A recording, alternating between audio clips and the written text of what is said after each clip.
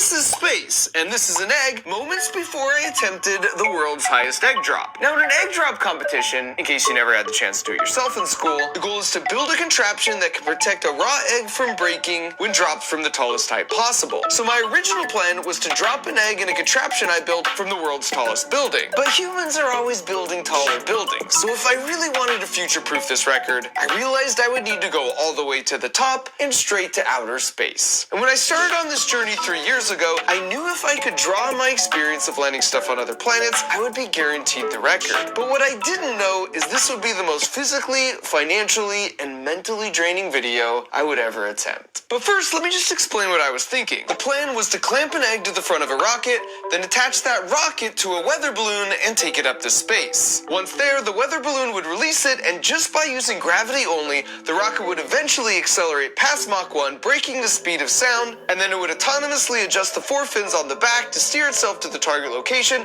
and then at 300 feet above the ground, it would release the egg, which would free fall onto a mattress that we'd placed on the ground. And that all seemed pretty straightforward. So like any good engineers would, we broke the problem down into smaller steps, starting first with calculating the terminal velocity of an egg. And by terminal velocity, I mean that any object, including humans, have a maximum speed at which they fall once the force of Earth pulling you towards it balances with the pushback force from bumping into more and more air molecules as you start to fall faster. For humans, that max speed is about 120 miles per hour, and after doing some simple math for an egg, it tops out at 75 miles per hour. So to make sure the egg wouldn't break if we dropped it onto a mattress at its terminal velocity, we ran our first test. And since we couldn't find a tall enough building whose lawyers would agree to let us hurl an egg off the side and onto a mattress, we had to improvise a bit.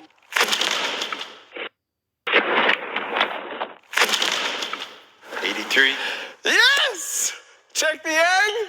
No cracks. So our mattress will protect an egg even if it's traveling faster than its terminal velocity. It's a good start.